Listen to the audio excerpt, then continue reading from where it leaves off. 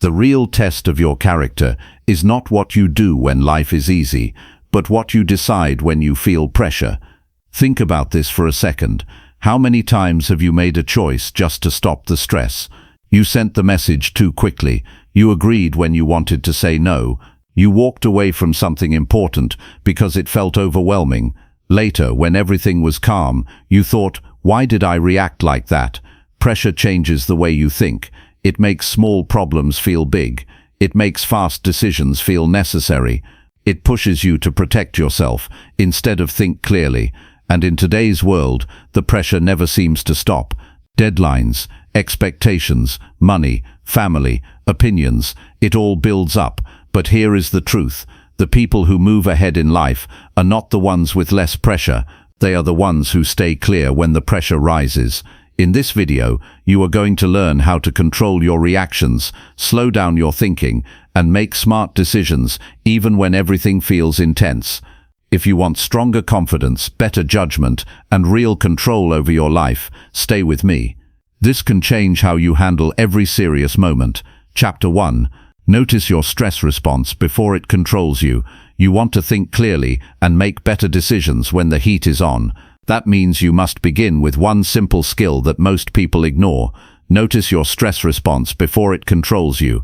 I have met thousands of people in my life, business owners, parents, young people trying to find direction, leaders trying to hold everything together. And I will tell you something honest. Most poor decisions are not made because people are stupid. They are made because people are stressed. Pressure changes the body first. Before it changes your thoughts, it changes your breathing. It tightens your chest. Your jaw stiffens. Your shoulders rise. Your stomach feels tight. Your heart beats faster. Your voice changes tone. If you do not notice this happening, your body will drive your behavior. Under pressure, the brain looks for safety. It wants relief. It wants escape. It wants control. And when it cannot find control, it reacts. It reacts fast. It reacts emotionally. It reacts without thinking long term. If you want to think clearly, you must learn to observe yourself in those moments. When stress rises, most people look outward. They look at the problem. They look at the person who upset them. They look at the deadline. They look at the numbers. They look at the crisis. Very few look inward. Clear thinking starts inside. The next time you feel pressure, do something different. Before you speak, before you decide, before you send that message, pause long enough to notice what is happening in your body. Ask yourself, what is my body doing right now? Am I breathing fast? Are my hands tense? Is my mind racing? Am I trying to rush this? That awareness is power. When you notice your stress response, you create a gap between the event and your reaction. In that gap, you regain control. You see, under pressure, the mind can shrink. It focuses only on the immediate discomfort. It forgets long-term goals. It forgets values. It forgets consequences. That is why people say things they regret. That is why they make fast financial decisions. That is why they damage relationships in a moment of emotion. Stress whispers urgent messages. Fix this now. Defend yourself now. Prove yourself now. Escape now. But urgency is not always truth. When you notice your stress response, you begin to question those internal messages. You stop accepting them as facts. Psychology teaches us that when the body feels threatened, it prepares for action, fight or run. But many modern problems are not physical threats. They are conversations. They are emails. They are business setbacks. They are family disagreements. Your body reacts as if you are in danger, even when you are not. If you do not notice this reaction, you will treat every disagreement like a battle, every setback like a disaster, every delay like a personal attack. That is exhausting. That destroys clarity. Clarity comes from calm awareness. Here is a simple discipline. When pressure rises, take one slow breath and feel it fully, not a quick shallow breath, a slow one. Feel the air move in. Feel your chest expand. Feel your shoulders drop as you exhale. That single breath sends a signal to your body that you are not in immediate danger.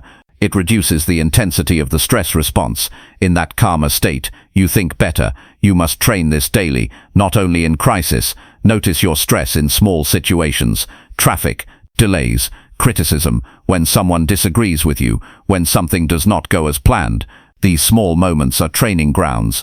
If you cannot handle small pressure, large pressure will handle you. Self-awareness is not weakness. It is strength. It takes strength to admit, I am feeling anxious right now. It takes strength to say, I am getting defensive.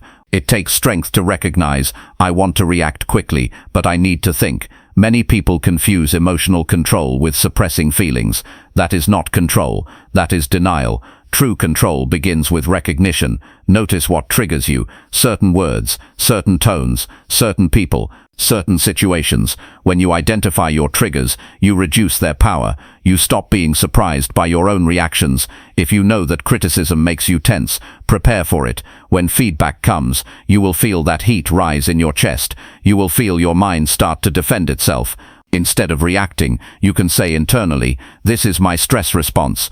It is natural. It does not mean I am under attack. Now I can choose how to respond. That inner dialogue changes outcomes. Under pressure, the brain often moves toward extreme thinking. It says, this is terrible. This will ruin everything. I cannot handle this. These thoughts increase stress. Increased stress reduces clarity. Reduced clarity leads to poor decisions. Poor decisions create real problems. Notice the cycle. When you observe your stress early, you interrupt that cycle. Another important truth is this. Stress narrows your focus. It makes you see only one option, one solution, one path. When calm, the mind sees alternatives. When stressed, it sees only urgency. If you want better decisions, expand your view. And you cannot expand your view when your body is tense and your breathing is short. Pay attention to your physical signals. They are early warnings. Sweaty palms, tight throat, restlessness, rapid speech. These are signs that your body is preparing for reaction. When you see these signs, slow down intentionally. Clear thinkers are not people without stress. They are people who manage it consciously. In business, I have seen leaders make costly decisions because they felt embarrassed. Embarrassment is a stress response. They rushed to fix an image instead of fixing the root issue. I have seen people quit jobs in anger. Anger is a stress response. I have seen families break over words spoken in moments of high emotion. Pressure does not destroy judgment. Unnoticed pressure does. If you want to grow, develop the habit of checking in with yourself several times a day. Ask, what am I feeling right now? Where do I feel it in my body? What story is my mind telling me? Is that story accurate, or is it fear speaking? When you become aware of your stress patterns, you start making decisions based on values instead of emotions. You remember who you want to be. You remember the kind of person you are building yourself into. You remember long-term goals. Stress says survive the moment. Character says choose wisely for the future. The strongest individuals I have known were not calm by accident. They practiced calmness. They trained their minds. They observed themselves in action. They learned from each situation. After a stressful event, reflect. Ask yourself, when did my stress rise? How did it affect my thinking? What could I do differently next time? This reflection builds awareness for future pressure. You cannot eliminate pressure from life. Responsibility brings pressure. Growth brings pressure. Leadership brings pressure. Leadership brings pressure. Leadership brings pressure. But you can eliminate unconscious reactions. There is dignity in composure. There is power in restraint. There is intelligence in waiting a few extra moments before deciding. When you notice your stress response, you protect your relationships. You protect your reputation. You protect your finances. You protect your peace. You also build confidence, because each time you handle pressure wisely, you prove to yourself that you are capable. That confidence carries into the next challenge. Do not underestimate this simple discipline. Notice, pause, breathe, choose. In high-pressure moments, people reveal their level of training. If you train yourself to recognize stress early, you will stand steady when others are overwhelmed. Your voice will be calmer. Your words will be clearer. Your decisions will carry weight. Clear thinking under pressure is not a gift. It is a skill. And the first step in that skill is awareness. Start today. Notice the small signs. Notice your body. Notice your thoughts. Notice the urge to rush. Notice the impulse to defend. Notice the desire to escape discomfort. Awareness gives you a choice, and choice gives you power. When you control your response, you control your direction. When you control your direction, you control your future. Pressure will come, that is certain. What is not certain is how you will respond. Make the decision now to be a person who observes before reacting. Make the decision now to value clarity over impulse. Great lives are built on wise decisions. Wise decisions are built on clear thinking. Clear thinking begins with noticing your stress response before it controls you. Train this, practice this, live this, and watch how your decisions change. Watch how your relationships improve. Watch how your confidence grows. That is the path to strength under pressure. That is how you think clearly when it matters most. Chapter 2. Name your fear to weaken its power. Pressure does something very specific to the human mind. It brings fear to the surface. Not always loud fear, not always panic. Sometimes it is quiet. Sometimes it sounds reasonable. Sometimes it feels like logic. But underneath that tight feeling in your chest, underneath that hesitation, underneath that sudden urge to protect yourself, there is fear. If you want to think clearly and make better decisions under pressure, you must learn to name your fear. When you name it, you weaken its grip. Fear grows in silence. It grows when it stays undefined. When you do not give it words, it feels bigger than it really is. It feels like a shadow that fills the whole room. The moment you turn toward it and say, "This is what I am afraid of," it starts to shrink. I have watched capable people hesitate at the edge of opportunity, not because they lacked talent, not because they lacked intelligence. They were afraid. Afraid of failing in front of others, afraid of losing money, afraid of looking foolish, afraid of disappointing someone they care about. But they did not say that. Instead, they said it is not the right time. They said they needed more information. They said they would think about it. The real reason was fear, and because they never named it, it quietly controlled their decision. When pressure rises, fear speaks quickly. It tells you to protect your image. It tells you to avoid risk. It tells you to choose what feels safe right now. That voice can sound convincing. If you do not stop and identify it, you will follow it. The first discipline is honesty. Ask yourself, what am I actually afraid of in this moment? Do not give a polished answer. Give a real one. Are you afraid of rejection? Are you afraid of being judged? Are you afraid of making a mistake that others will see? Are you afraid of losing control? When you put clear words on your fear, something changes inside you. The fear becomes specific, and specific fears can be examined. An undefined fear feels overwhelming. A defined fear can be questioned. For example, you are about to speak up in a meeting. Your heart beats faster. Your mouth feels dry. Your mind tells you to stay quiet. If you stop and ask, "What am I afraid of?" you might realize the answer is simple. I am afraid they will think I am wrong. That is a clear statement. Now you can evaluate it. If I am wrong, what actually happens? I learn. I adjust. I move forward. The imagined disaster starts to lose its force. Fear often exaggerates consequences. It paints a picture of humiliation, loss, or failure that is far worse than reality. Naming the fear brings it into the light, where logic can meet it. There is also another kind of fear that hides under pressure, fear of responsibility. When a big decision is placed in your hands, it can feel heavy. You know your choice will affect others. That weight can create doubt. Instead of admitting, "I am afraid of making the wrong call," people delay. They gather endless opinions. They wait for perfect certainty.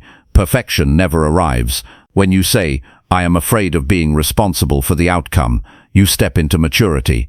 Responsibility is part of growth. Fear of it is natural. Naming it helps you accept it rather than avoid it. Psychologically, the mind wants predictability. Pressure introduces uncertainty. Uncertainty triggers fear, but uncertainty is part of every meaningful decision. If you wait until you feel no fear at all, you will wait forever. Courage does not mean the absence of fear. It means you understand it clearly enough to move forward wisely. There is a practical exercise I want you to use. When facing a stressful choice, write down the sentence, "I am afraid that." Complete that sentence with full honesty. I am afraid that I will fail. I am afraid that people will not support me. I am afraid that I will lose money. I am afraid that I will not recover if this goes wrong. Write it exactly as it feels. Then ask, is this fear based on fact or assumption? Many fears are built on imagined reactions of other people. You think they will judge you harshly. You think they will remember your mistake forever. In reality, most people are too focused on their own lives to dwell on yours. Naming fear gives you the chance to test it against reality. Another important point is this. Fear often masks itself as anger. Under pressure, you may feel irritated or defensive. Beneath that reaction, there may be fear of losing respect, fear of losing status, fear of being exposed as not good enough. If you only address the anger, you miss the root cause. When you identify the fear beneath it, you can respond more calmly and constructively. Clear thinking requires emotional clarity. You cannot manage what you refuse to identify. There is also fear of success. This one surprises people. When a new opportunity appears, part of you may worry about increased expectations. You may fear that success will bring more responsibility or more visibility. That fear can lead to self-sabotage. You might hesitate. You might overthink. You might talk yourself out of growth. When you say, "I am afraid of what will change if I succeed," you remove the confusion. You can then decide consciously whether that change is worth embracing. Under pressure, time feels compressed. Decisions feel urgent. Fear pushes you to choose quickly to end discomfort, but the discomfort is often just uncertainty. Naming the fear slows you down enough to think clearly. Consider how many conflicts escalate because people react from unnamed fear. A partner feels insecure and becomes controlling. A manager fears losing authority and becomes harsh. A friend fears abandonment and becomes defensive. If they paused and said, "I am afraid of losing connection," the conversation would shift completely.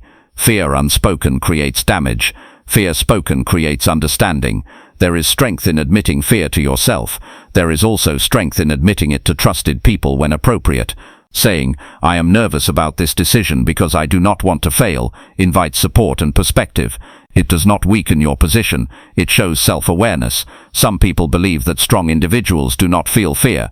That is not true. Strong individuals understand their fear.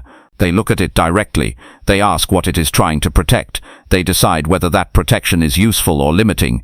Fear has a purpose. It tries to keep you safe. But it was designed for physical threats, not every difficult conversation or bold decision. When it shows up in situations that require growth, you must guide it rather than obey it. Another psychological truth is that the brain fills gaps with worst-case scenarios. If the outcome is unknown, the mind imagines negative possibilities to prepare you. Naming the specific fear interrupts this process. It replaces vague anxiety with a concrete statement that can be analyzed. Say you are considering starting a new project.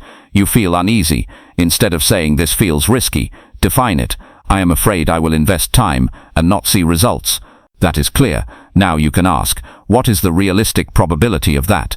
What steps can reduce that risk? What skills can I build? Suddenly the fear becomes a planning tool rather than a barrier. When fear remains unnamed, it controls behavior from the background. It influences tone of voice. It influences posture. It influences speed of speech. It influences the choices you make. Once named, it moves to the foreground, where you can evaluate it calmly. There is also fear of disappointing yourself. High standards can create intense pressure. When you believe you must perform perfectly, every decision feels heavy. If you admit, "I am afraid of not meeting my own expectations," you create room for self-compassion. You remember that growth involves mistakes. That realization reduces pressure and supports clearer thinking. Do not rush this process. It requires quiet moments. It requires reflection. Build a daily habit of asking yourself, what fears influenced my decisions today? Were they realistic? Did they protect me wisely or limit me unnecessarily? Over time, you will notice patterns. You may see that certain fears appear repeatedly. Fear of rejection, fear of financial loss, fear of criticism. When you see the pattern, you gain mastery over it. It no longer surprises you. And here is something powerful. When you consistently name your fears, your confidence grows. Not because fear disappears, but because you know how to face it. You know how to reduce its intensity. You know how to prevent it from hijacking your judgment. Pressure is part of ambition. Pressure is part of responsibility. If you want a meaningful life, you will encounter moments where the outcome matters. In those moments, fear will show up. Welcome it as a signal. Then define it clearly. Say to yourself, "This is fear of losing approval. This is fear of financial instability. This is fear of embarrassment. This is fear of change." The act of labeling it creates psychological distance. It becomes something you observe rather than something that controls you. Clear decisions come from grounded minds. Grounded minds are not free from emotion. They are aware of it. They can say, "I feel afraid," and still evaluate options logically. You are not weak because you feel fear. You are human. The difference between those who grow and those who remain stuck is simple. One group ignores fear and lets it steer their actions. The other group names it, studies it, and then decides deliberately. As you practice this discipline, you will notice something else. The intensity of fear decreases more quickly. It rises, you identify it, you analyze it, and it settles. That stability improves your judgment under pressure. Think about the future you want. It will require decisions that stretch you. It will require stepping into uncertainty. If fear remains undefined, it will quietly limit your choices. If you name it each time it appears, it becomes manageable. This is not about eliminating caution. Some fears are valid warnings. Naming them helps you prepare properly, rather than panic. There is a difference between wise preparation and emotional avoidance. Naming fear helps you see that difference clearly. Make this a personal rule. When pressure increases, pause and ask, what am I afraid of right now? Answer honestly. Write it if necessary. Speak it if appropriate. Examine it. Then choose your response with awareness. When you master this habit, your decisions improve. Your relationships strengthen. Your leadership deepens. Your sense of control expands. Fear thrives in confusion. It weakens in clarity. And clarity is what you need to think clearly and make better decisions under pressure. Name your fear. Look at it directly. Understand it fully. Then decide with courage and wisdom. That is how you take back control of your mind when it matters most. Chapter 3. Separate real danger from imagined outcomes. Pressure has a way of making everything feel urgent and threatening at the same time. Your body reacts quickly. Your thoughts speed up. Your focus narrows. In those moments, one of the most important skills you can develop is the ability to separate real danger from imagined outcomes. Most of the stress people feel in daily life is not caused by immediate physical danger. It is caused by what they think might happen. The mind begins to create future scenes. It predicts embarrassment. It predicts loss. It predicts rejection.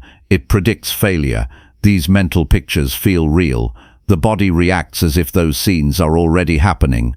If you want to think clearly under pressure, you must learn to ask one powerful question. Is this a real threat right now, or is this a story my mind is creating about the future?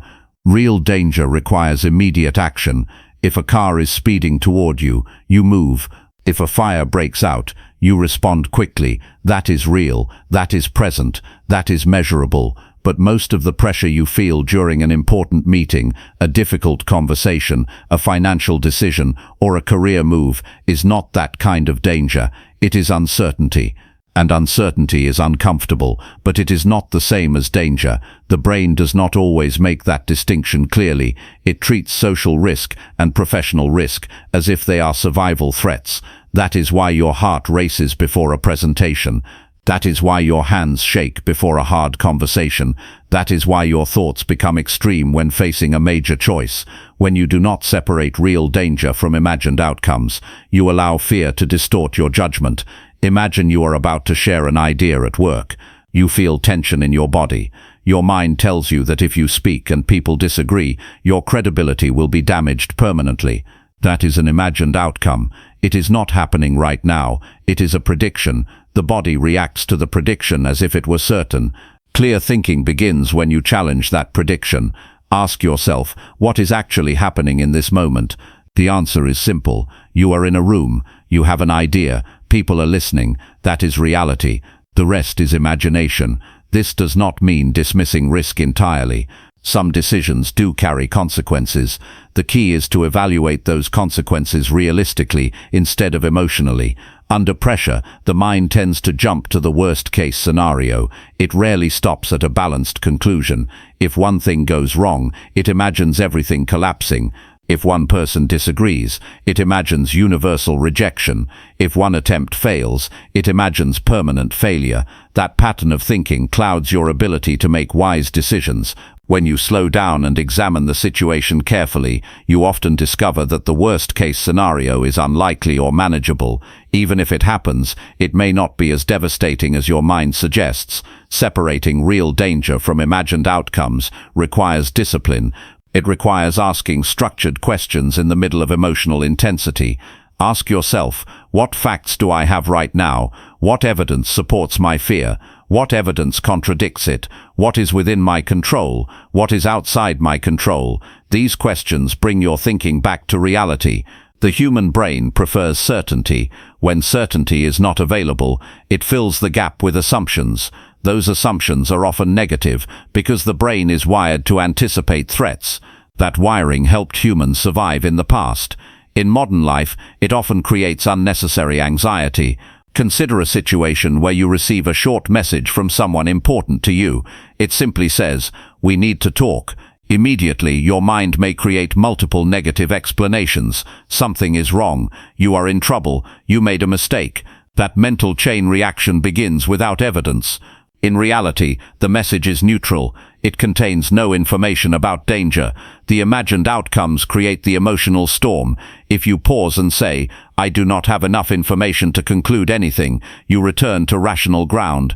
That calm state allows you to respond thoughtfully rather than defensively. This skill is essential for leadership. Leaders face pressure regularly. Markets change. Teams make errors. Plans fail. In those moments, if a leader reacts as though every setback is a catastrophe, the entire organization absorbs that anxiety.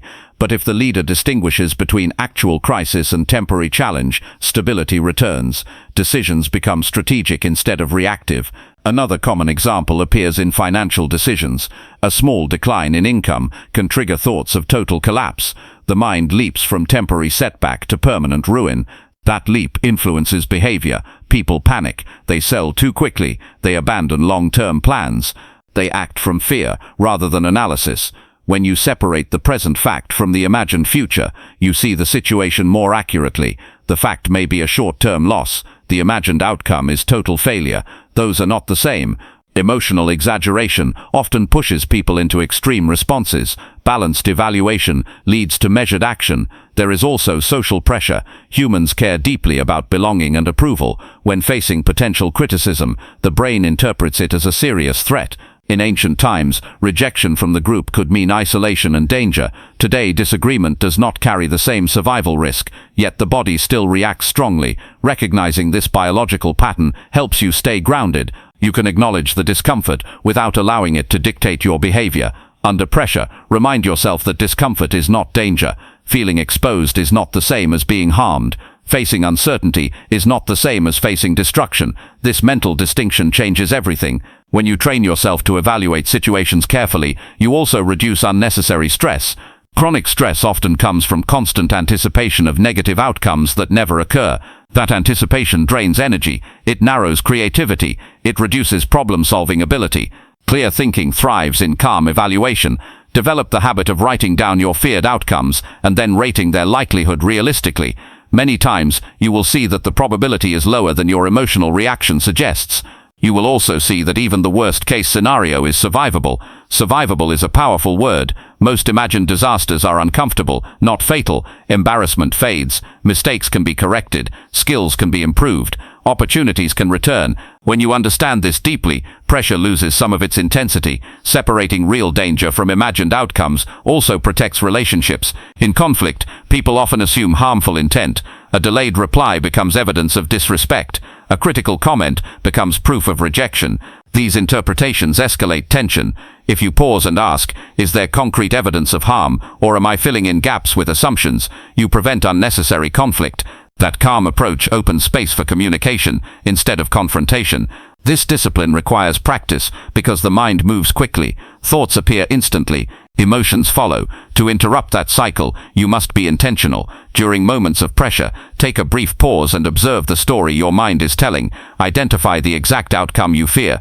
Then ask whether it is happening right now or whether it is a projection into the future. Most of the time, it is a projection. Once you see that clearly, you regain control over your response. Real danger deserves decisive action. Imagined outcomes deserve thoughtful analysis. When you confuse the two, you either overreact or freeze. When you distinguish them, you act wisely. This approach does not remove responsibility. It strengthens it. You become someone who assesses situations based on evidence rather than emotion. That quality builds trust. People rely on individuals who remain steady when others assume disaster. Over time, this skill increases your resilience. You stop being overwhelmed by every unexpected event. You evaluate. You adapt. You move forward. Think about how many opportunities people avoid because they treat uncertainty as danger. They do not apply for the position. They do not start the project. They do not express their opinion. They imagine rejection and treat it as certain harm. When you separate possibility from reality, you open doors that fear once closed. The future is always uncertain. If you interpret uncertainty as danger, you will limit your growth. If you interpret it as a space for informed decision-making, you will expand your potential. Pressure tests your ability to stay rational. The stronger your ability to distinguish facts from predictions, the better your decisions become. Train yourself daily. When small worries arise, practice evaluating them accurately. This strengthens your mental discipline for larger challenges. Clear thinkers are not people who ignore risk. They are people who measure it correctly. The more accurately you measure risk, the more confidently you act. Under pressure, remember this principle. Ask what is real right now. Separate it from what might happen later. Analyze both calmly. Choose based on facts and values, rather than imagined catastrophe. When you master this, you build a powerful advantage. You conserve energy. You protect relationships. You make decisions that reflect wisdom instead of panic. Life will always present uncertainty. Your task is not to eliminate it. Your task is to face it with clarity. Separate real danger from imagined outcomes, and you will think clearly, even when the stakes are high. Chapter 4. Slow your breathing to steady your thoughts. When pressure rises, your thoughts begin to race. They move quickly from one idea to another. You try to solve everything at once. Your focus becomes scattered. In that state, it is very difficult to think clearly. What many people do not realize is that the speed of your thoughts is deeply connected to the speed of your breathing. When you feel stressed, your breathing becomes short and fast. It moves high in your chest. Sometimes you do not even notice it happening. Your body shifts into alert mode. Oxygen flow changes. Your heart rate increases. This physical shift sends a signal to your brain that something urgent is happening. Your brain responds by increasing mental activity. The result is mental noise. If you want steady thoughts under pressure, you must begin with your breath. Breathing is one of the few bodily functions that happens automatically, but can also be controlled consciously. That makes it powerful. When you choose to slow your breathing, you send a message to your nervous system that you are safe enough to think clearly. That message reduces intensity inside your body. When the body calms, the mind follows. In stressful moments, people often try to control their thoughts directly. They tell themselves to relax. They tell themselves to stop worrying. They try to force clarity. That rarely works because the body is still in a heightened state. Thoughts are influenced by physical condition. If the body feels alarmed, the mind will reflect that alarm. Instead of fighting your thoughts, start by slowing your breath. Take a deep breath through your nose and let it fill your lungs fully. Feel your ribs expand. Hold it briefly, then release it slowly through your mouth. As you exhale, feel your shoulders drop. Feel your muscles loosen slightly. Repeat this several times. Do not rush the process. Let the breath move steadily. Within a short time, you will notice that your heartbeat becomes more even. Your jaw softens. The tightness in your neck reduces. As these changes occur, your thoughts begin to slow down. They become more organized. You can focus on one issue at a time, instead of everything at once. This is not theory, it is biology. Slow breathing activates the part of your nervous system responsible for calm and balance. When that system is active, your ability to reason improves, your memory functions better, your judgment becomes clearer. Consider a moment when you felt overwhelmed. Perhaps you were about to make an important decision. Perhaps you were facing criticism. In those moments, your breathing likely became shallow. You may have felt lightheaded or tense. Your thoughts probably jumped to conclusions quickly. That reaction was not because you lacked intelligence. It was because your body was preparing for urgency. When you control your breathing, you regain influence over your internal state. Clarity is easier to access when the body feels stable. Make this a habit before entering high-pressure situations. Before an important conversation, pause for 30 seconds. Close your eyes if possible.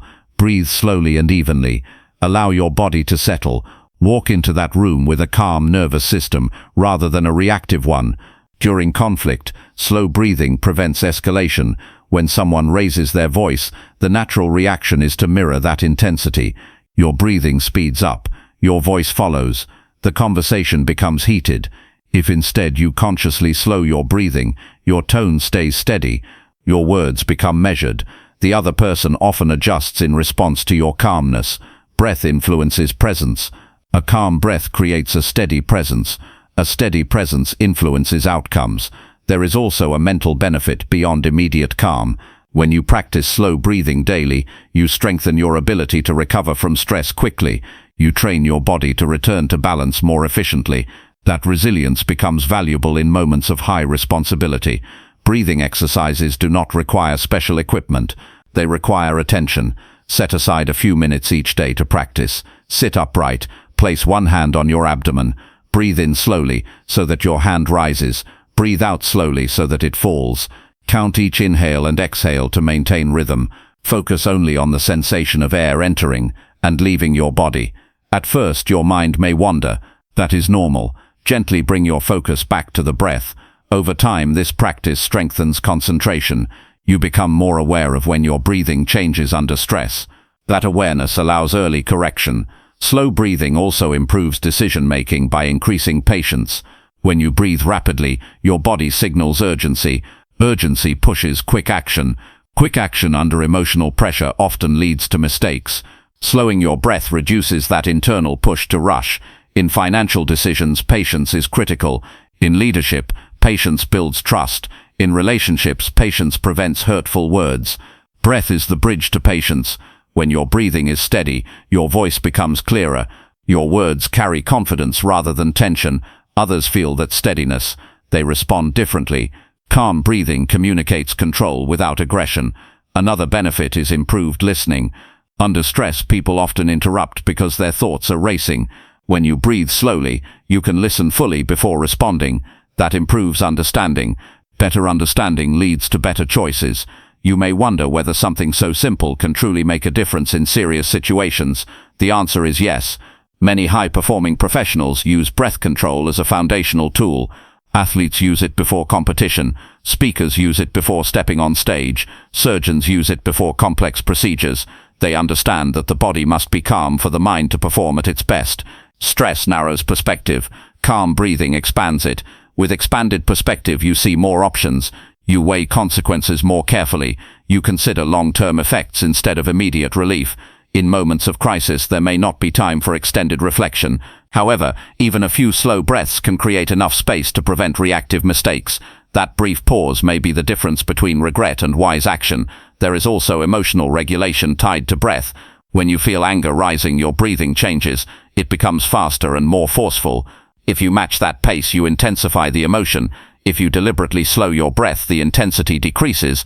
This gives you time to choose words thoughtfully rather than impulsively. Breathing influences posture as well. Slow, deep breaths encourage upright posture. Upright posture increases confidence. Confidence supports clearer thinking. The connection between body and mind is constant. Practice breathing slowly when reading emails that trigger tension. Practice it before responding to messages that require careful wording. Practice it when facing uncertainty. Each repetition strengthens the habit. You are training your nervous system to remain balanced under pressure. That balance becomes part of your identity. Others begin to see you as composed and thoughtful. More importantly, you feel stable inside. Breathing slowly does not mean ignoring problems. It means approaching them with a calm internal state. When calm, you can analyze details accurately. You can identify priorities. You can create structured plans. When anxious breathing dominates your body, you may overestimate threats. Slow breathing supports accurate evaluation. It keeps your thinking proportional to the situation. Long-term stress often leads to fatigue and reduced clarity. Regular breathing practice reduces accumulated tension. It improves sleep quality. Better rest supports sharper thinking the next day. Even in high-stakes environments, calm breathing enhances performance. Your reaction time improves because your mind is not clouded by panic. Your memory recalls information more efficiently. Your speech becomes organized. Teach yourself to notice the first sign of rapid breathing. It might be slight tightness in your chest. It might be shallow inhales. The earlier you notice it, the easier it is to correct. Make breath control part of your preparation routine. Before difficult tasks, create a short breathing ritual. This signals your brain that you are ready and grounded. The simplicity of this method makes it accessible at any time. No one needs to know you are using it. You can practice quietly in any environment. Your breath is always with you. It is a constant tool for mental steadiness. In high-pressure moments, many factors feel outside your control. Other people's reactions, market conditions, external events. Your breath remains within your control. That control anchors you. When you anchor your body, you anchor your mind. Clear thinking under pressure is not accidental. It is cultivated through small disciplines repeated daily. Slow breathing is one of those disciplines. Develop the habit now. In calm moments, practice deep, steady breaths. In moderate stress, use it intentionally. In intense pressure, rely on it confidently. As your breathing steadies, your thoughts align. As your thoughts align, your decisions improve. As your decisions improve, your confidence grows. Pressure will not disappear from life. Responsibility and ambition ensure that it will appear again and again. With trained breathing, you meet that pressure with stability rather than chaos. Your breath can either fuel tension or create balance. Choose balance. When you slow your breathing, you steady your thoughts. When your thoughts are steady, your choices reflect wisdom. And when your choices reflect wisdom, you move forward with strength and clarity even in demanding moments. Chapter 5. Delay decisions until your emotions settle. One of the most expensive habits people carry is making permanent decisions in temporary emotional states. A surge of anger, a wave of excitement, a deep feeling of disappointment. In those moments, everything feels urgent and clear, yet that clarity is often distorted by emotion. If you want to think clearly and make better decisions under pressure, you must learn the discipline of delay, not avoidance, not denial. Delay until your emotions settle. Emotions are powerful signals. They tell you something matters. They alert you to values, expectations, desires, and fears.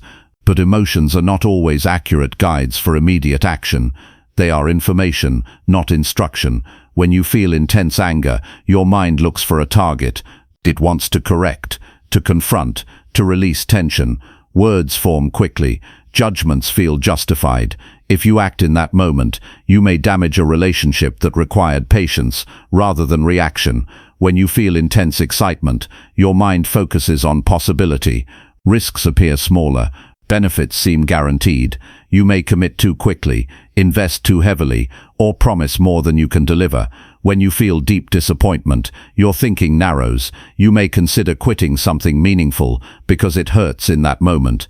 You may label yourself incapable based on a single setback. These emotional peaks and valleys are part of being human. The problem arises when decisions are made at the height of those feelings. Under pressure, emotions intensify. Deadlines, expectations, and uncertainty amplify your internal reactions. In that state, your perspective shifts. You see the situation through the lens of how you feel right now, rather than through a balanced evaluation of facts and long-term consequences. Delaying a decision gives your mind time to return to baseline. Baseline is the state where you can consider multiple angles, where you can weigh pros and cons without urgency pushing you, where you can remember your values and goals instead of reacting to discomfort. This does not mean postponing every choice. Some situations require immediate action, but many decisions that feel urgent are not truly urgent. They feel urgent because your emotions are strong. Ask yourself a simple question during high-intensity moments. Does this decision need to be made right now, or can it wait until I feel calmer? That question alone can prevent regret. There is strength in saying, I will respond tomorrow. There is maturity in saying, I need time to think about this.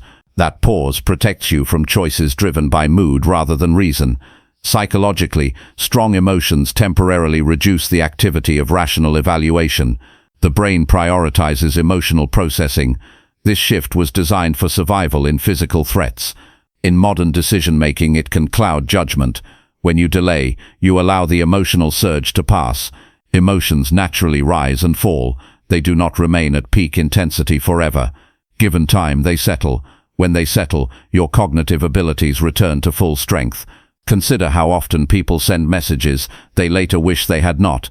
A quick response typed in frustration, a public statement made in anger, a resignation letter written in disappointment. Once released, those decisions cannot be undone easily. A simple rule can change this pattern. Never send important communication while emotionally elevated. Draft it if necessary, save it, review it after several hours or the next day. You will often revise tone and content significantly. Delay also helps in financial decisions. Excitement about an opportunity can create overconfidence. Fear of missing out can push you into commitments without proper evaluation. Giving yourself a cooling period allows you to analyze risks objectively. In relationships, delay protects trust.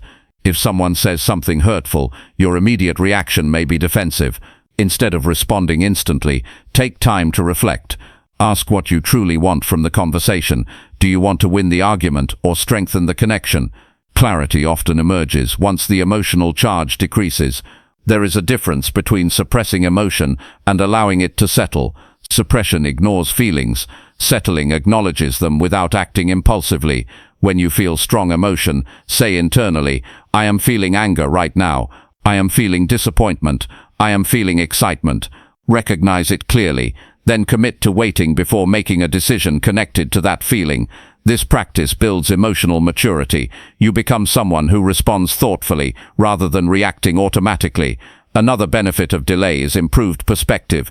When emotions are intense, the situation feels larger than life. With time, the scale often changes. What felt catastrophic may appear manageable the next day. What felt urgent may reveal alternative solutions. Sleep is one of the most powerful tools for settling emotions. Many complex decisions benefit from a night of rest. During sleep, the brain processes experiences. Emotional intensity decreases. In the morning, clarity often increases. You may worry that delaying decisions makes you appear indecisive. In reality, thoughtful delay signals responsibility. People respect those who consider consequences carefully. Under pressure, others may demand quick answers. You can still communicate strength while requesting time. Say you want to review the details thoroughly before committing. That statement reflects professionalism rather than weakness. Emotional settling does not remove the need for courage. It ensures that courage is guided by reason. There will be moments when anger feels justified. There will be moments when excitement feels deserved. There will be moments when disappointment feels overwhelming. In all those cases, time becomes your ally. Delay creates space. In that space you can examine motives. Are you trying to protect your pride? Are you trying to escape discomfort? Are you trying to prove something? Understanding your motive improves your choice. When emotions are intense, your thinking often becomes extreme. You may see only two options: stay or leave, accept or reject, fight or withdraw. Once emotions settle, you often see additional possibilities: compromise, adjustment, negotiation, gradual change. This expanded view leads to wiser outcomes. Building the habit of delay requires discipline because immediate action feels relieving. Acting quickly reduces tension temporarily. Waiting may feel uncomfortable because you remain in uncertainty. Yet that discomfort is small compared to the regret of a poor decision. Develop a personal rule for high emotion situations. For example, if I feel strong anger, I will wait at least 24 hours before making a significant decision. If I feel intense excitement about a major investment, I will review it again after 2 days. If I feel deep disappointment, I will avoid quitting anything until I reassess calmly. These rules create structure. When emotions attempt to take control, you are not eliminating emotion from decision-making. Emotion provides valuable insight into what matters to you. Delay simply ensures that emotion informs rather than dominates your choice. In leadership, this principle is essential. Teams look to leaders for stability. A leader who reacts impulsively creates uncertainty. A leader who pauses and evaluates builds confidence. In parenting, delay prevents harsh discipline driven by frustration. In friendships, delay prevents words that cannot be taken back. In career decisions, delay prevents rash moves based on temporary dissatisfaction. Pressure will test your emotional control. Unexpected news, criticism, praise, opportunity, or conflict can all trigger strong feelings. Your power lies in recognizing that you do not have to decide at the peak of emotion. Calm thinking emerges after emotional waves subside. Notice how different you feel about certain situations after a few hours. The intensity reduces, your breathing slows, your thoughts organize. That shift is the state where better decisions are made. Patience in decision-making is not weakness, it is wisdom in action. Train yourself to value clarity over immediacy. Value long-term outcomes over short-term relief. Value thoughtful response over dramatic reaction. The habit of delay also strengthens self-trust. Each time you avoid an impulsive decision, you prove to yourself that you can manage emotion effectively. That confidence reduces anxiety in future pressure situations. When others react quickly, you may feel tempted to match their speed. Resist that pressure. Your responsibility is not to mirror urgency, but to maintain clarity. Make it known that you prefer to make important decisions after careful consideration. That standard protects you and sets expectations for others. Emotion will always be part of human life. You cannot remove it, and you should not try. What you can control is the timing of your decisions. Delay until your emotions settle. Let the storm pass before steering the ship of your choices. When calm returns, you will see more clearly. You will speak more thoughtfully. You will act with intention rather than impulse. Over time, this discipline shapes your character. People will see you as steady. They will trust your judgment. Most importantly, you will respect your own decisions because they were made from clarity. Under pressure, the temptation to act quickly is strong. The wiser path is often to pause. Give yourself time. Give your emotions space to settle. Then decide. That simple practice will protect your relationships, your career, your finances, and your peace of mind. When emotions settle, reason rises. When reason rises, better decisions follow.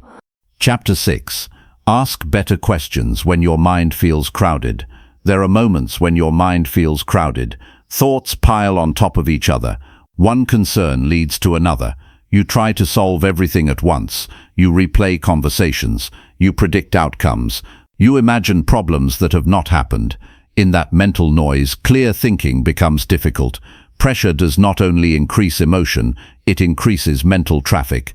When too many thoughts compete for attention, your judgment weakens. You lose focus.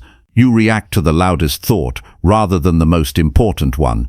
In those moments, the solution is not to force your mind to be empty. The solution is to ask better questions. The quality of your thinking depends on the quality of the questions you ask yourself. When your mind is crowded, it often asks unhelpful questions. Why does this always happen to me? What if everything goes wrong? How will I handle all of this? These questions increase stress because they are vague and overwhelming. Better questions bring direction. When your thoughts feel scattered, pause and ask, what is the actual problem I need to solve right now? That question narrows your focus. It moves you from chaos to clarity. Instead of carrying 10 concerns at once, you identify one priority. Crowded thinking usually mixes past regrets, present challenges, and future fears. Your mind jumps between them rapidly. Asking structured questions organizes that movement. Ask yourself, what part of this situation is within my control today? That question reduces helplessness. It separates what you can influence from what you cannot. Control creates confidence. Lack of control creates anxiety.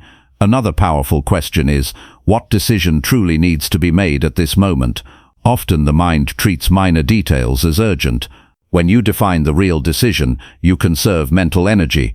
Under pressure, many people focus on avoiding mistakes rather than creating solutions. Their questions reflect fear.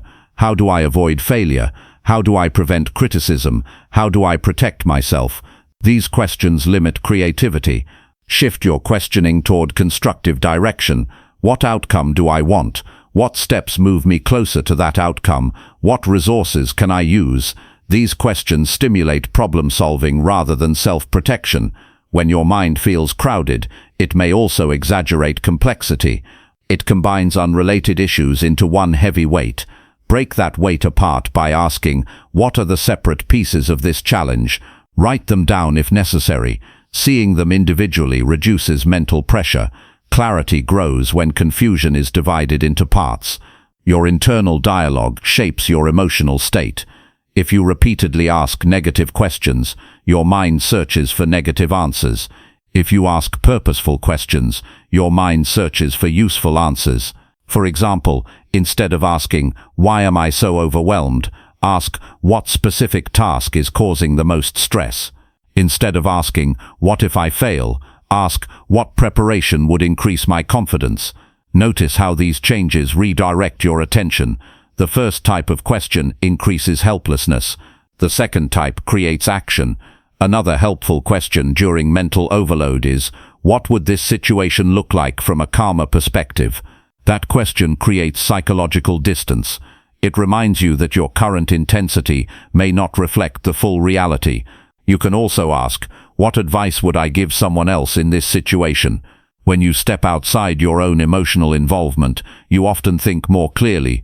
That external viewpoint reduces distortion. Crowded thinking thrives on assumptions. You assume others are judging you. You assume failure will be permanent. You assume consequences will be extreme.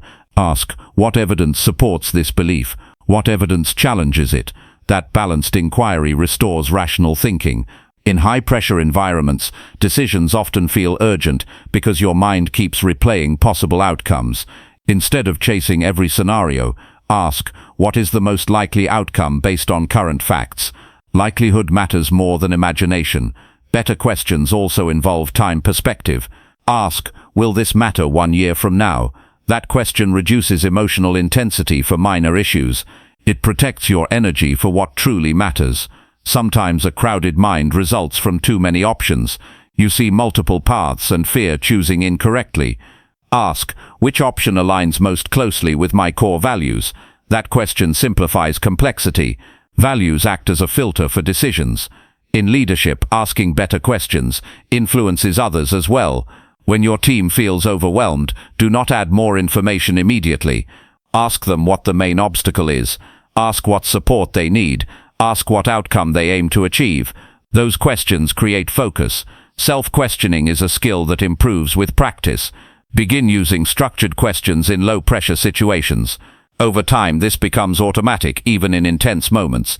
Another effective question is, what is the smallest next step I can take? Crowded thinking often paralyzes action because everything feels large. Focusing on the next small step reduces resistance. Progress builds momentum.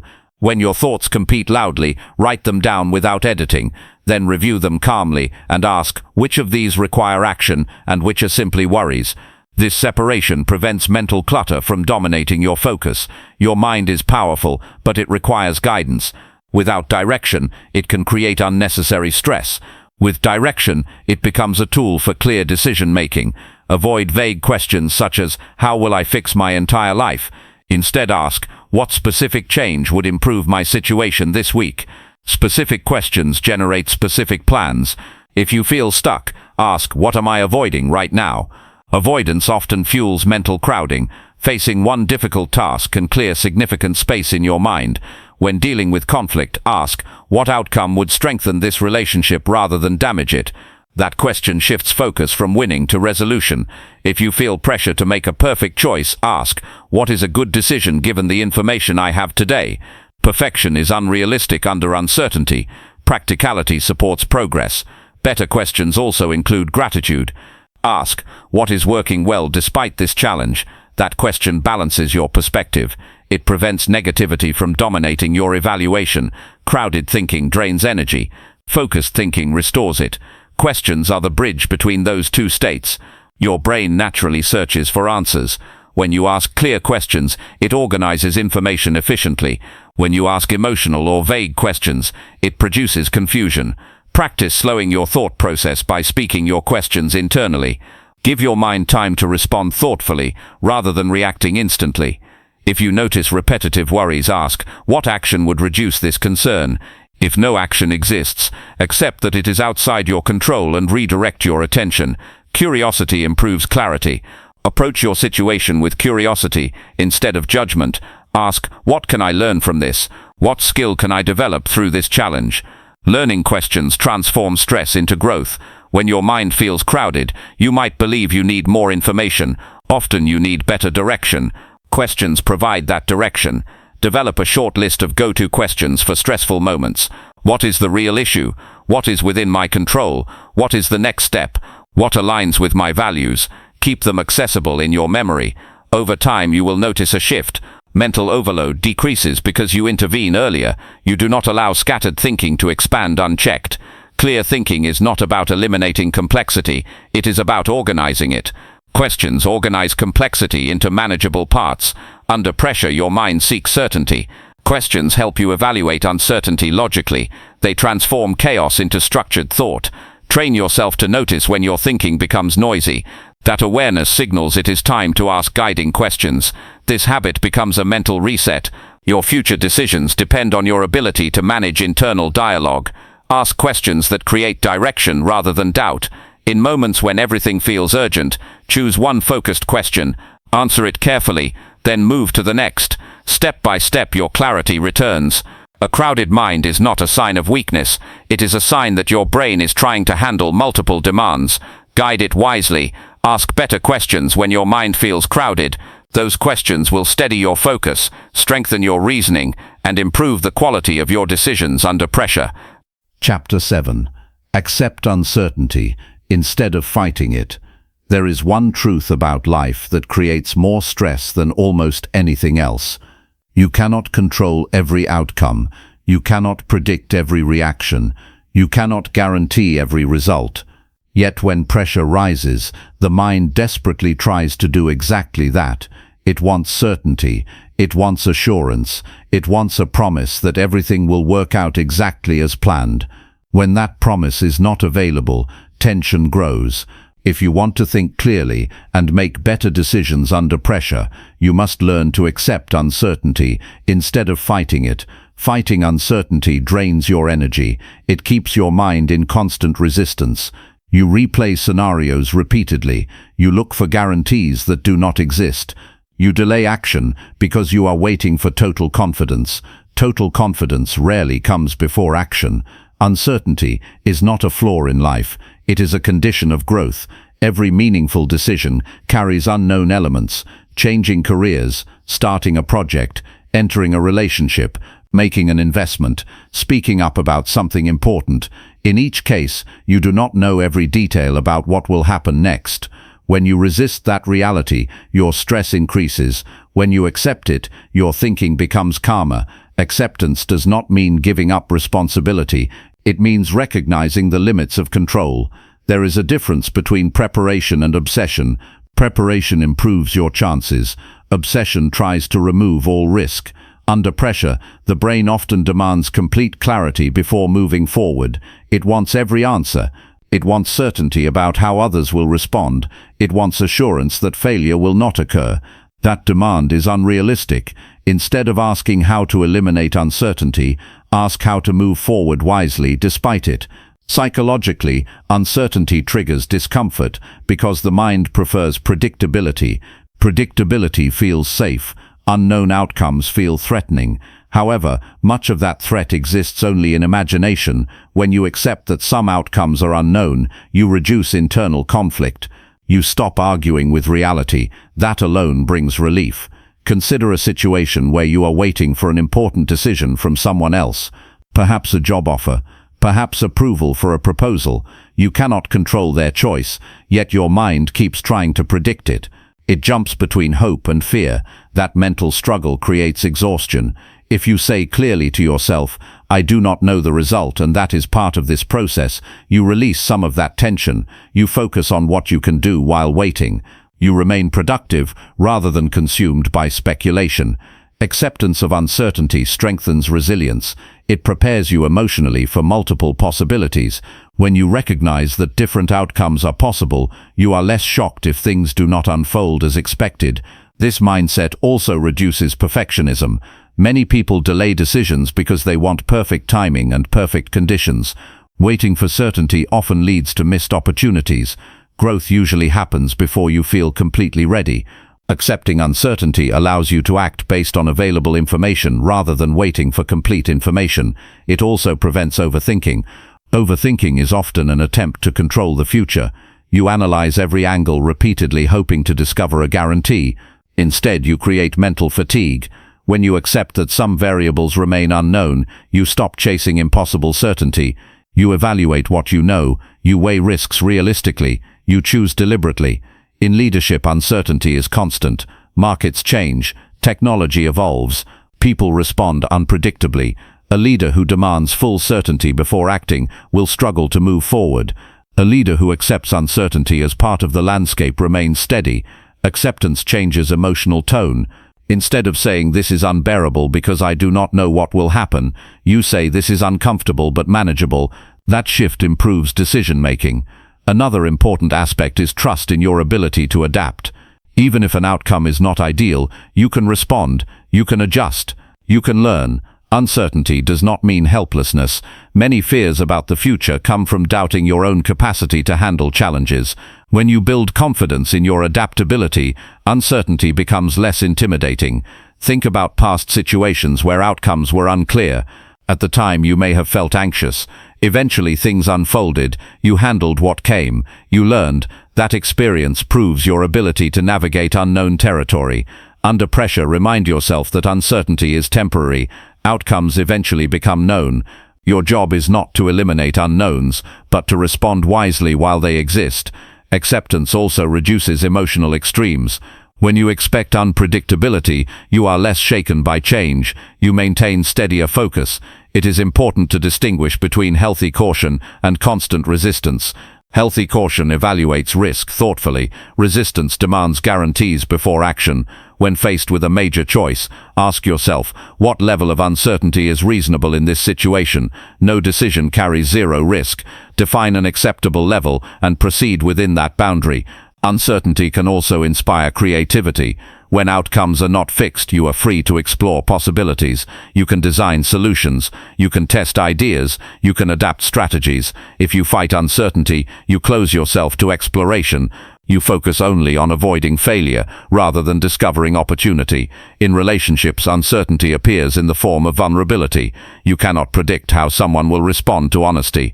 If you wait for assurance before expressing yourself, you may never build deep connection. Acceptance of uncertainty allows authenticity. In career development, uncertainty appears when considering new paths. You may not know if success will come quickly. Accepting that uncertainty allows you to take calculated steps forward instead of remaining stuck. There is calm strength in saying, I do not know what will happen, but I am prepared to handle it. That statement reflects confidence without arrogance. It reflects realism without fear. Fighting uncertainty often leads to micromanagement. You attempt to control every detail to reduce risk.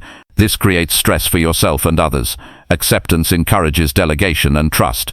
You cannot predict every response from other people. You cannot guarantee that plans will unfold perfectly. You can control effort, preparation, integrity, and adaptability. Focus energy on those areas. When uncertainty triggers anxiety, return to present action. Ask what can be done today that improves your position regardless of outcome. Taking constructive steps reduces helplessness. Acceptance also prevents emotional burnout. Constant resistance to unknown outcomes drains mental resources. Allowing uncertainty to exist conserves energy for productive thinking. It is helpful to reflect on how much of life unfolded without full certainty. Education, career transitions, relationships. Many important milestones began with limited information. The willingness to move forward despite unknowns often distinguishes progress from stagnation. When pressure builds because outcomes are unclear, remind yourself that clarity develops over time. Rarely does the full picture appear instantly. Patience becomes easier when you accept uncertainty as normal rather than as a threat. Your role is not to control the entire future. Your role is to make thoughtful decisions with available information and remain flexible as new information appears. That flexibility is a sign of intelligence. It shows that you understand reality rather than insisting it conform to your expectations. Over time, acceptance of uncertainty builds emotional stability. You stop reacting dramatically to every unexpected event. You view change as part of the journey. Under pressure, choose acceptance over resistance. Acknowledge that unknown elements exist. Evaluate what you know. Act responsibly. Adjust when necessary. This mindset frees your mind from constant tension. It allows clearer thinking. It supports balanced decisions. Uncertainty will always be part of life. Fighting it increases stress. Accepting it increases strength. When you stop demanding guarantees, you start building resilience. When you stop resisting the unknown, you start moving confidently through it. That is how you maintain clarity under pressure. That is how you make better decisions, even when outcomes are not fully visible. Accept uncertainty and move forward with steady resolve. Chapter 8. Shift from worst-case thinking to realistic thinking. When pressure rises, the mind often runs toward extremes. It does not pause in the middle. It does not calmly assess the full range of possibilities. It jumps to the harshest outcome and treats it as if it is already on its way. A small mistake becomes a career-ending disaster. A disagreement becomes a permanent fracture. A delay becomes total failure. This pattern is common, especially when stakes feel high. If you want to think clearly and make better decisions under pressure, you must shift from worst-case thinking to realistic thinking. Worst-case thinking feels protective. It convinces you that by imagining the most painful outcome, you will somehow be prepared. In truth, it often drains confidence and reduces performance. When you believe disaster is likely, your body tightens and your judgment narrows. Realistic thinking does not ignore risk, it simply evaluates it accurately. Under stress, the brain tries to anticipate danger. It scans for threats and exaggerates them to ensure survival. That mechanism was useful in physical danger. In modern challenges, it often misfires. When your mind presents a worst-case scenario, pause and examine it carefully. Ask yourself what evidence supports that outcome.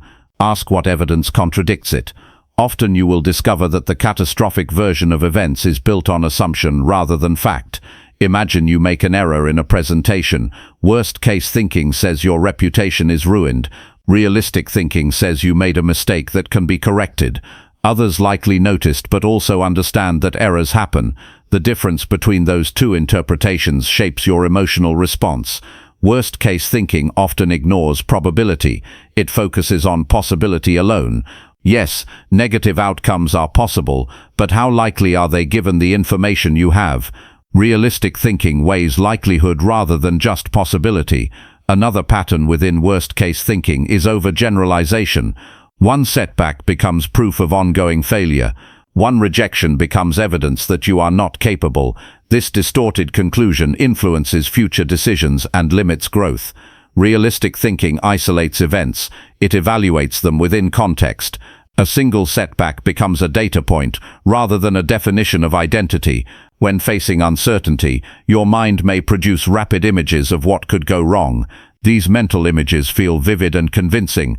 Instead of accepting them automatically, challenge them calmly. Ask yourself, what is the most likely outcome based on past experience and current facts? Often the answer lies somewhere between best and worst case. Realistic thinking also considers your ability to respond. Worst-case thinking assumes you would be helpless if something went wrong. In reality, you have skills, support, and adaptability. You have handled challenges before. When you remind yourself of past resilience, the imagined disaster loses intensity. Even if an outcome is not ideal, you are not powerless. Under pressure, your emotional state influences interpretation. If you feel anxious, you may interpret neutral events negatively. Realistic thinking requires stepping back from emotional coloring and reviewing the situation objectively. Consider financial stress. A temporary dip in income might trigger thoughts of total collapse. Worst-case thinking tells you everything is falling apart. Realistic thinking examines savings, options, timelines, and resources. It creates a plan rather than panic. This shift improves decision-making dramatically. Instead of acting to escape fear, you act to solve problems logically. Another important step is to consider multiple outcomes, not just the worst one. When you expand the range of possibilities, your perspective widens. You might identify moderate challenges and moderate successes that are far more likely than extreme failure. Worst-case thinking often ignores neutral or positive outcomes entirely. It fixates on the negative extreme. Realistic thinking includes the full spectrum. In relationships, worst-case thinking creates unnecessary tension. A delayed message becomes evidence of rejection. A critical comment becomes proof of lack of respect. These interpretations escalate conflict. Realistic thinking seeks clarification rather than assumption. It considers alternative explanations. It asks questions before drawing conclusions. This approach strengthens trust and reduces emotional volatility. Worst-case thinking also impacts physical health. Chronic anticipation of disaster keeps your body in a state of alertness. Muscles remain tense. Sleep becomes difficult. Energy decreases. Realistic thinking reduces that constant alarm. It is helpful to write down your feared outcome and then evaluate it in detail. What exactly would need to happen for this worst case to occur? How many assumptions are involved? What factors are within your control? This exercise exposes exaggeration. You may discover that the worst case requires a chain of unlikely events. Recognizing that reduces anxiety. Another strategy is to identify the actual cost of the worst case if it did occur. Often the imagined impact is far greater than the real one. You might experience temporary embarrassment, financial strain or inconvenience, but not total ruin. Realistic thinking prepares you without paralyzing you. It is important to acknowledge that sometimes negative outcomes do occur. Realistic thinking does not deny that possibility. It simply avoids inflating it beyond proportion. It accepts that setbacks are part of growth. When you shift to realistic thinking, your confidence increases. You no longer see yourself as standing on the edge of disaster at every turn. You see challenges as manageable parts of progress. This mindset also enhances performance. If you believe failure is certain, your focus deteriorates. If you believe success is possible and risk is manageable, your focus sharpens. Under pressure, remind yourself that your first thought is not always your most accurate thought. Automatic reactions often lean negative. Conscious evaluation brings balance. You can ask yourself 3 questions when worst-case thinking appears. What is the evidence? What is the probability? What is my plan if things do not go as expected? These questions restore rational thinking. Worst-case thinking often tries to protect ego. It says prepare for humiliation, so you are not surprised. Realistic thinking says focus on preparation and effort rather than imagined embarrassment. The more you practice this shift, the more automatic it becomes. You begin to notice exaggerated thoughts quickly. You correct them gently. Over time, this discipline builds emotional stability. You become someone who does not overreact to uncertainty. Others sense that steadiness. They rely on your judgment. Realistic thinking also encourages constructive action. Instead of avoiding opportunities because of fear, you evaluate them logically. You decide based on facts and values. Pressure will always amplify thoughts. That amplification can distort perception. Your responsibility is to refine that perception consciously. When you choose realistic thinking, you conserve mental energy. You reduce unnecessary stress. You improve clarity. Worst-case thinking may feel intense and urgent. Realistic thinking feels calm and grounded. Choose grounded thinking. When your mind presents a dramatic outcome, step back and review it carefully. Balance it with facts. Consider likelihood. Remember your capacity to adapt. You are capable of handling challenges. You are capable of learning from setbacks. You are capable of adjusting when necessary. Shifting from worst-case thinking to realistic thinking strengthens decision-making under pressure. It brings perspective where there was panic. It brings confidence where there was doubt. Clarity grows when exaggeration fades. Train yourself daily to evaluate situations proportionally. Do not allow your imagination to define your future. Under pressure, maintain balance. Consider risks thoughtfully. Reject distortion. Choose realism. That shift will transform how you face uncertainty and how you make decisions when it matters most. Chapter 9. Take small, clear actions to regain control. When pressure builds and your mind feels heavy, one of the most damaging reactions is inaction. You sit with the problem. You replay it. You analyze it from every angle. You wait for the perfect solution. Meanwhile, the sense of helplessness grows. Under stress, large challenges can feel overwhelming. The size of the situation convinces you that nothing you do will make a difference. That belief weakens motivation. It reduces confidence. It keeps you stuck in thought instead of movement. If you want to think clearly and make better decisions under pressure, you must take small, clear actions to regain control. Action changes your mental state. It shifts you from passive reaction to active engagement. Even modest steps can interrupt the feeling of being trapped. When a problem feels massive, break it down immediately. Ask yourself what is one specific action you can take within the next hour, not tomorrow, not next week, today. It could be making a phone call. It could be reviewing a document. It could be organizing information. It could be scheduling a meeting. The key is clarity and simplicity. Small actions restore momentum. Momentum restores confidence. Confidence sharpens thinking. In high-pressure situations, the mind often exaggerates complexity. It tells you that everything must be solved at once. That expectation paralyzes progress. When you narrow your focus to a single manageable step, you reduce resistance. Control is not about dominating every variable. It is about influencing what you can influence right now. For example, if financial concerns create anxiety, start by reviewing your current numbers clearly. Do not project months ahead. Do not imagine worst-case scenarios. Gather accurate information. That single act brings clarity. If conflict creates tension, begin by clarifying your own position in writing. Define what you want to communicate. This preparation reduces emotional intensity and increases confidence.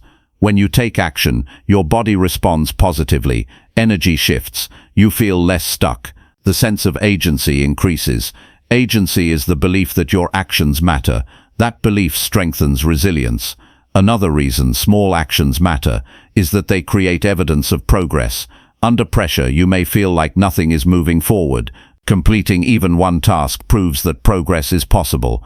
Avoid waiting for motivation to appear. Motivation often follows action rather than preceding it. Once you begin, your focus improves.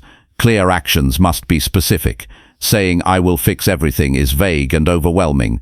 Saying "I will spend 30 minutes outlining possible solutions" is precise and achievable. The clarity of the action matters as much as the action itself. In moments of uncertainty, the brain seeks direction. Providing it with a defined task reduces mental wandering. When your mind has a target, it organizes around that target. Small steps also allow for adjustment. When you attempt large changes at once, mistakes feel catastrophic. With smaller steps, you can evaluate results and refine your approach without dramatic consequences. Under pressure, you may feel an urge to withdraw completely. That withdrawal may feel safe temporarily, but it often increases anxiety. Engagement, even in small ways, reduces fear. Taking action does not eliminate difficulty immediately. It builds strength gradually. Consider how physical training works. You do not lift extreme weight on the first day. You start with manageable effort. Repetition builds capacity. Mental resilience follows a similar pattern. If you feel overwhelmed by multiple responsibilities, choose one priority and address it fully before moving to the next. Multitasking during stress increases errors and frustration. Completing one task at a time provides a sense of completion. Completion builds confidence. It is also helpful to track your actions. Write down what you accomplish each day. When pressure persists, reviewing your progress reminds you that you are not standing still. Another powerful aspect of small actions is that they reduce uncertainty. When you gather information, clarify communication, or outline plans, the unknown becomes more defined. Defined challenges feel more manageable than vague fears. Action turns abstract worry into concrete steps. When facing a difficult decision, instead of trying to choose the perfect option immediately, begin by collecting relevant facts. Speak with someone knowledgeable. List pros and cons. Clarify criteria. These are actions that support better decisions without forcing premature commitment. If you feel stuck emotionally, take physical action. Go for a walk. Organize your workspace. Engage in a brief physical activity. Movement influences mental clarity. Pressure often narrows your focus to potential failure. Small actions redirect attention toward constructive effort. There will be times when the overall situation remains uncertain despite your efforts. Continue focusing on controllable tasks. Progress in small areas builds resilience for larger uncertainties. Another benefit of taking action is reduced rumination. When your mind replays concerns repeatedly, anxiety increases. Directing attention toward purposeful tasks interrupts that cycle. Under pressure, you may believe that thinking longer will produce better results. In many cases, thinking becomes repetitive rather than productive. Action provides fresh data. Fresh data improves evaluation. Small actions are not insignificant. They are strategic. Large achievements are built from consistent small efforts. The same principle applies to regaining control in stressful periods. If you are unsure where to begin, ask what outcome would make today slightly better than yesterday. Identify one step that contributes to that improvement. Clarity grows through engagement. Confidence grows through completion. Even when facing setbacks, taking action maintains dignity. It shows commitment to progress rather than surrender to circumstance. In leadership, visible action inspires trust. When others see you addressing challenges step by step, they feel more secure. Your steadiness influences their behavior. In personal life, small improvements compound. Addressing one conversation, one task, one decision at a time creates momentum that carries forward. Pressure may tempt you to wait for perfect clarity before moving. Instead, move with partial clarity and refine along the way. Action reveals information that contemplation alone cannot provide. Every time you complete a small task under stress, you strengthen your belief in your own capability. That belief becomes a foundation for future decisions. Regaining control does not require dramatic gestures. It requires consistent, thoughtful movement. When everything feels uncertain, anchor yourself in specific effort. Focus on what you can do now. Small actions bring structure to chaos. They convert fear into effort. They transform overwhelm into direction. Make it a rule that when pressure rises, you respond with one clear step forward. That discipline will protect you from stagnation. It will preserve mental clarity. It will support better decisions. Control begins with action. Take a small step, then another. Continue steadily. Through deliberate effort, you will notice that the situation feels less overwhelming. Your thinking becomes sharper. Your confidence returns. Under pressure, do not freeze. Move with purpose, even if the movement is modest. Small, clear actions restore control and prepare you for wise decisions when it matters most. Chapter 10. Review your choices to strengthen future judgment. There is a powerful habit that separates people who grow wiser under pressure from those who repeat the same mistakes. It is the habit of reviewing your choices after the moment has passed. Most people make a decision, deal with the outcome, and immediately move on to the next demand. They rarely stop to examine what influenced their thinking. They do not analyze what worked and what did not. As a result, pressure in the future triggers the same patterns again. If you want to think clearly and make better decisions under pressure, you must review your choices to strengthen future judgment. Experience alone does not create wisdom. Reflected experience does. After any significant decision, especially one made during stress, set aside time to evaluate it honestly. Ask yourself what information you had at the time. Ask what emotions were present. Ask what assumptions shaped your perspective. This reflection transforms events into lessons. Without review, mistakes feel like random pain. With review, they become instruction. Consider a decision that did not produce the result you hoped for. Your first reaction may be frustration or self-criticism. That emotional reaction is natural. Yet if you stop there, you miss the opportunity to improve.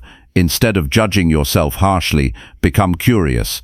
What signals did you overlook? What questions could you have asked? Did you rush? Did you delay too long? Did you rely on incomplete data? Did you allow external pressure to influence your choice? These questions are not meant to create guilt. They are meant to build awareness. The same applies to decisions that succeed. Many people assume success means they handled everything perfectly. That assumption prevents deeper learning. Ask what factors contributed to the positive outcome. Was it preparation? Was it timing? Was it collaboration? Understanding success strengthens consistency. Reviewing choices builds pattern recognition. Over time, you begin to see repeated tendencies. Perhaps you notice that you often act too quickly when feeling confident. Perhaps you notice that you hesitate excessively when uncertain. Recognizing these tendencies allows correction. Pressure reveals habits. Reflection refines them. There is strength in admitting where you could have chosen differently. That admission is not weakness. It is maturity. It shows commitment to growth. Make reflection a regular practice rather than an occasional reaction to failure. At the end of each week, review important decisions. What went well? What could improve? What did you learn about yourself? Writing these insights down increases clarity. When thoughts remain in your head, they can become distorted. Putting them on paper organizes them. Judgment improves when you study your own thinking process. You become aware of biases. You identify emotional triggers. You see where assumptions replaced evidence. Over time, this self-study strengthens confidence because you understand your decision patterns. You know your strengths and your vulnerabilities. Reflection also reduces fear of future pressure. When you trust that you will learn from each experience, you become less anxious about making mistakes. Mistakes become part of development rather than threats to identity. In professional environments, leaders who review their decisions build stronger teams. They analyze strategies after projects conclude. They discuss what worked and what did not. This culture of reflection encourages continuous improvement. In personal life, reviewing choices strengthens relationships. After a conflict, ask yourself how you communicated. Were your words aligned with your values? Did you listen fully? Did you respond thoughtfully? Honest review improves future conversations. One important aspect of reflection is separating outcome from process. A good outcome does not always mean the process was sound. A poor outcome does not always mean the decision was flawed. Sometimes external factors influence results. Focus on whether your reasoning was thorough given the information available at the time. That distinction builds rational judgment. Another key element is emotional awareness. During reflection, identify what you felt when making the decision. Were you anxious, excited, defensive, overconfident? Recognizing emotional influence prepares you to manage it more effectively next time. Reflection also involves acknowledging external pressure. Did you feel rushed by others?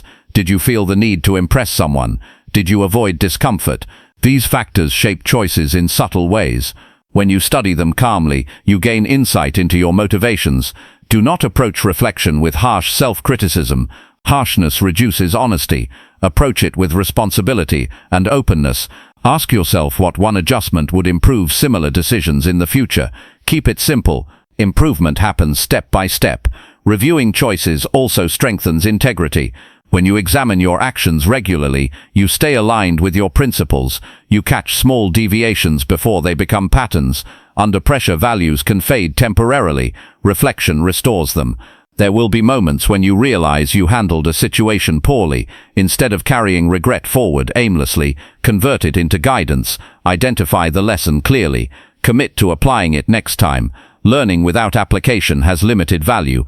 Reflection followed by adjustment builds wisdom. It is also important to celebrate growth. When you notice improvement compared to past decisions, acknowledge it. Recognition reinforces progress. Over time, your decision-making becomes more intentional. You anticipate potential pitfalls because you have studied them before. You approach pressure with experience shaped by reflection. Another benefit of reviewing choices is reduced rumination. Instead of replaying events emotionally without direction, you analyze them constructively. Constructive analysis leads to closure. Closure frees mental energy for future challenges. Make reflection a quiet ritual. It may take 10 minutes. It may take longer after significant events. Protect that time. It is an investment in future clarity. Ask specific questions during reflection. What did I do well? Where did I struggle? What influenced my thinking? What will I repeat? What will I change? Over months and years, these reflections accumulate. They form a personal guide for better judgment. Clear thinking under pressure is not achieved in a single moment. It is developed through continuous evaluation and refinement.